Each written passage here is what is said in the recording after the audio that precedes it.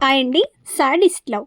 ప్రియ ఆదిత్య పెట్టే టార్చర్ని ఆమె ఏమాత్రం తట్టుకోలేక, ఏ ముహూర్తంలో అయితే నేను ఏ రోజైతే నిన్ను కలిశానో ఆ రోజు నుంచి నన్ను ఇలా టార్చర్ పెడుతూనే ఉన్నావు. నేను నీలాంటి సైకోని, ఇంకా సాడిస్ట్ని నా లైఫ్లోనే నేను ఇప్పటిదాకా చూడనే లేదు. నీ నుంచి నేను తప్పించుకోవాలి అని ప్రయత్నించినా నువ్వు దాన్ని కూడా ఏమాత్రం జరగనివ్వడం లేదు. ఆమెలో ఉన్న ఫ్రస్ట్రేషన్ని ఆమె తన లోపల దాచుకోలేక ఆదిత్య చెంప పైన గట్టిగా కొడుతుంది. ఇంతలో ఆదిత్య ప్రియాని చూస్తూ, ఏంటే ఆ చూపు అని పళ్ళు కొరుకుతూ అడుగుతాడు. ప్రియాకి అప్పుడు కానీ ఆమెకు అర్థం కాలేదు. ఇప్పటిదాకా ప్రియ అతడిని తిట్టింది, ఇంకా అతడి చెంప పైన కొట్టింది కేవలం ఆమె కలలో మాత్రమే అని. ఇంకా నయం, ఆమె నిజంగా అలా చేసి ఉంటే ఆదిత్య ఆమెను ఏం చేసేవాడో కనీసం ఆమె ఊహకు కూడా అందడం లేదు. అందుకే అలా చెయ్యలేక ఇలా ఆమె కలలో మాత్రమే ఆ విజువల్ని మొత్తం వేసుకుంటుంది. ఎంత మాట్లాడినా ప్రియ మాత్రం అలాగే ఉండిపోయేసరికి ఆదిత్య చిరాకుగా ఆమె చెంప పైన కొడుతూ, ఎక్కువ ఊహల్లో మునిగిపోయావు, ఎవరితో మాట్లాడుతున్నావు అని అంటూ పళ్ళు పటపటా కొరుకుతూ అడుగుతాడు. ఆదిత్య అప్పటికే ఆమె ఊహల్లో నుంచి బయటకి వచ్చి మరీ ప్రియ ఆదిత్యను నేరుగా చూస్తూ, అలా ఏమీ లేదు సార్ అని అంటుంది. ప్రియ అలా ఆదిత్యకు ఆమె సమాధానం చెప్పగానే ఆదిత్య మాత్రం ప్రియాను చూస్తూ, ఈ మధ్య నీకు పనిష్మెంట్లు కాస్త తగ్గిపోయాయి, అందుకే నువ్వు నాకే ఇలా సమాధానం చెబుతున్నావు. అందుకే నీకు ఈరోజు పనిష్మెంట్ ఇస్తాను. ఈరోజు మొత్తం నువ్వు ఇలానే నిలబడి ఉండాలి. నీ కళ్ళు రెప్పలు కూడా నువ్వు వాల్చకూడదు. నువ్వు అలా వాల్చినా నాకు తెలిసిపోతుంది అని అంటాడు ఆదిత్య. అలాగే ఈరోజు నైట్ మొత్తం నువ్వు అలాగే నిలబడి ఉండాలి. అలాగే నువ్వు ఏమాత్రం కింద కానీ ఎక్కడ కూర్చోకూడదు అని అంటూ, నువ్వు ఈ పనిష్మెంట్ని ఏమాత్రం చెయ్యలేకపోయినా నువ్వు మరో పనిష్మెంట్కి కూడా రెడీగా ఉండాలి అని ఆమెతో సీరియస్గా చెబుతూ అక్కడి నుంచి బయటికి వెళ్ళడానికి వెళ్తూ ఉంటాడు ఆదిత్య. కానీ ప్రియ మాత్రం ఆదిత్యని ఆమె మనసులో సాడిస్ట్ వెధవ, సైకో వెధవ, నన్ను ఎందుకు ఇంత టార్చర్ చేస్తున్నాడో, నన్ను ఇలా క్షణక్షణం ఎందుకు ఇలా చంపుకుని తింటున్నాడు, అసలు నేను నీకు ఏం అన్యాయం చేశానురా అని ఆమె మనసులోనే అతడిని బండబూతుల్ని తిడుతుంది. అలాగే ఆదిత్య బయటకు వెళ్తూ ఉంటే ప్రియ ఎక్కడికి సార్ అని అంటుంది. అప్పుడు ఆదిత్య వెనక్కి తిరిగి, నేను ఎక్కడికైనా వెళ్తాను, దాన్ని అడిగే రైట్స్ నీకు ఏమాత్రం లేదు, నోరు మూసుకుని నీ పని నువ్వు చూసుకో అని అంటాడు ఆదిత్య. అలా ప్రియాకి అతడు చెప్పి బయటకి వెళ్ళి అతడు ఫోన్ కాల్ ఏదో మాట్లాడి రూమ్ లోపలికి వచ్చి, ఒక్కరు కూడా చెప్పిన పనిని సరిగ్గా చెయ్యరు, వీళ్ళందరినీ మార్చేయాలి అని అతడు చిరాకుగా అతడి నోటికొచ్చినట్లు వాళ్ళని తిడుతూ ఉంటే ప్రియ మాత్రం అతడికి భయంగా చూస్తూనే ఉండిపోతుంది అతడిని. కానీ ప్రియ ఆమె నోటి నుంచి ఒక్క మాట కూడా మాట్లాడదు. అప్పుడు మాట్లాడితే ఆదిత్య ఆమెను ఏం చేస్తాడో అన్న భయంతో.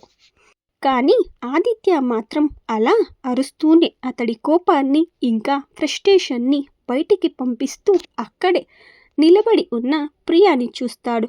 ప్రియ అలా అతడిని చూస్తూ ఉంటే దాన్ని చూసిన ఆదిత్య, ఏంటి నన్ను పిచ్చివాడిని అని అనుకుంటున్నావా, ఎందుకు అలా చూస్తున్నావు, నీ మొగుడిని నువ్వే పిచ్చివాడిని చేసేస్తున్నావా, నేను నీకు పిచ్చివాడిలా కనిపిస్తున్నానా అని అంటూ ఆదిత్య ప్రియ దగ్గరికి వెళ్తాడు వేగంగా.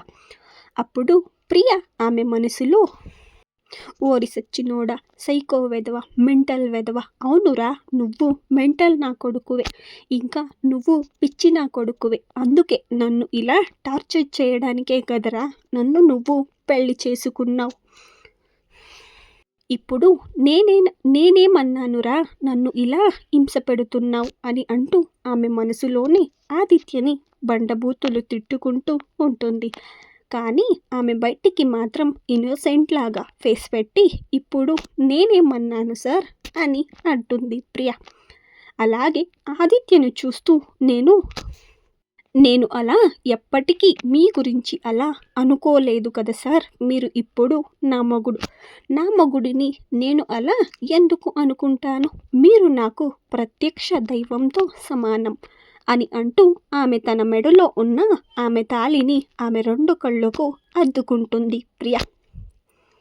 అలాగే ఆదిత్యను చూస్తూ మీరు బాగా ఉంటేనే కదా నేను కూడా బాగా ఉండేది.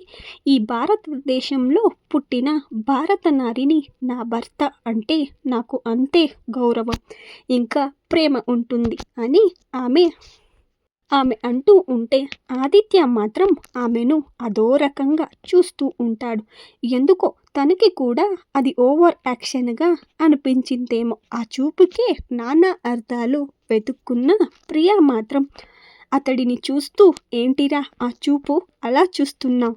ఏదో ఒకటి త్వరగా మాట్లాడు, అలా ఆ చూపులతోనే నన్ను చంపేస్తావా ఏంటి? ఏదో ఒకటి త్వరగా తేల్చు అని ఆమె మనసులో అనుకుంటూ ఉంటుంది. అలాగే ఆ చూపుని చూస్తే నాకు ఎందుకో ఏదో తేడాగా అనిపిస్తుంది. ఇప్పుడైతే ఏం చెయ్యకురా బాబు, నీ బాధ ఇంకా నువ్వు పెట్టే బాధతో ఇప్పటికే నా ఒళ్ళు మొత్తం ఊనం అయిపోయింది. నువ్వు నా శరీరం పైన నాకు ఇష్టం లేకుండా వేస్తున్నా కూడా నేను అసలు ఏం చేయలేని నిస్సహాయతగా ఉండిపోయాను. నువ్వు ఇస్తున్న బాధని నేను ఏమాత్రం తట్టుకోలేకపోతున్నాను. అయినా ఏం చేసేది, అంతా నా కర్మ, ఇంకా నా తలరాత అనేది బాగా ఉంటే నేను ఇలా నీ చేతులలో చిక్కి ఉండేదానిని కాదు. నేను ఎలాగైనా నిన్ను ప్రేమతో అయినా ఎప్పటికైనా మార్చుకోవాలి, లేదంటే నేను నీ జతలో ఏమాత్రం కలిసి ఉండలేను. మనకి ఇంకా విడాకులు కూడా రావడానికి ఇంకో 1 year టైం ఉంది. అంతవరకు నేను నిన్ను మార్చడానికి ట్రై చేస్తూనే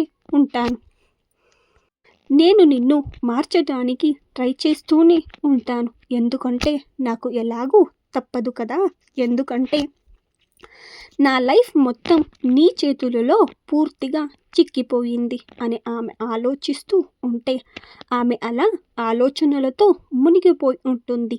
అక్కడ ఆమె ముందు ఆదిత్య ఉన్నాడు అనేది కూడా ఆమె మర్చిపోయి, అప్పుడు దాన్ని చూసిన ఆదిత్య ఆమె ముందు చిటిక వేస్తాడు. అప్పుడు ప్రియ ఊహల్లో నుంచి బయటకి వస్తుంది. అలా ఊహల్లో నుంచి బయటకి వచ్చిన ప్రియ తన ముందు ఉన్న ఆదిత్యని అలా చూస్తూ ఆమె చూపు మార్చకుండా చూస్తూ ఉంటే దాన్ని చూసిన ఆదిత్య ఏంటి అలా చూస్తున్నావు? నీకు అంతగా నచ్చానా? నచ్చకుండా ఎలా ఉంటానులే. నేను ఈ సిటీలోనే మోస్ట్ ఎలిజిబుల్ బ్యాచులర్ని. నాకు అంత మాత్రం క్రేజ్ ఉంటుంది. ఇంకా నీకు నచ్చకుండా ఎలా ఉంటాను అని అంటాడు ఆదిత్య. ప్రియతో అని అంటాడు ఆదిత్య, అది కూడా గర్వంగా. కానీ ఆదిత్య ప్రియాని చూస్తూ ఆ చూపు మాత్రం నాకు నచ్చలేదు అని ఆమె బుగ్గలని 2ని గట్టిగా పట్టుకుని అంటాడు. ఎందుకే అలా చూస్తున్నావు? ఆదిత్య చెప్పు, ఎందుకు అలా నన్ను తినేసేలా చూస్తున్నావు చెప్పు. చూస్తే నేను నిన్ను అలా చూడాలి తప్ప నువ్వు నన్ను అలా ఎప్పటికీ చూడకూడదు అని నీకు అర్థం అయ్యిందా అని ఆదిత్య ప్రియాని అడుగుతాడు. అప్పుడు ప్రియ అవును అన్నట్లుగా ఆమె తలను ఊపుతుంది. కానీ మనసులో మాత్రం వీడు ఒక పెద్ద శాడిస్ట్ వెధవ, వీడిలో ఉన్న సైకో ఎప్పుడు ఎలా ఏ క్షణంలో బయటికి వస్తాడు. వీడి టార్చర్ని నేను ఏ మాత్రం తట్టుకోలేకపోతున్నాను. దేవుడా, ఎందుకయ్యా వీడిని నా లైఫ్లోకి రానిచ్చావు. అలాగే ఆదిత్యను చూస్తూ నాకు అర్థం అయ్యింది సార్. మీరు ఎలా చెప్తే అలా. నేను ఇప్పటి నుంచి మీరు చెప్పేంత వరకు కనీసం మీ కళ్ళల్లోకి కూడా నేరుగా కూడా చూడను అని అంటుంది ప్రియ.